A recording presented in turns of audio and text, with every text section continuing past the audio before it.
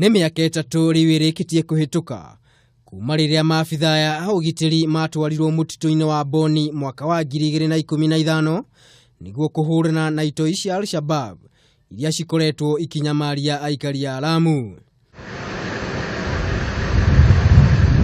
No na thengia maabitha gũkorwo magĩtwarithia birigiceni ya Linda Boni, ũhoro nĩ ũhithũkĩte atĩ maabitha nĩ marekĩrĩra birigiceni ĩno mũhũthia magĩteta gũcerithĩrio kwa marihi mao ma njoherera marĩa mamũkagĩra thutha wa kũnyita itemi o rĩothe thĩinĩ wa birigiceni ta icio.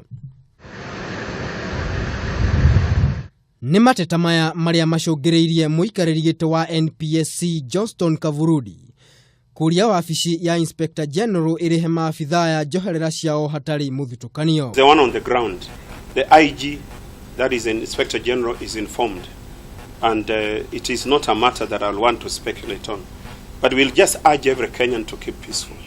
But the person taking responsibility takes into account the circumstances that pervaded that situation. And remember, police officers are human beings.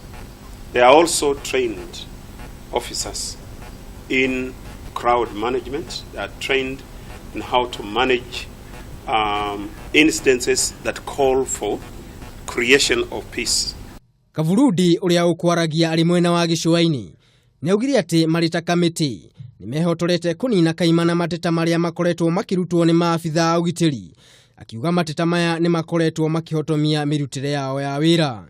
Hamwe na ũguo, Kavulundi nĩ augire ari na mwĩhoko atĩ anene erũ a borithi arĩa marathurirwo nĩ president nĩ magũtangĩkĩra mateta maya na ihenya ta ũrĩa kwahoteka.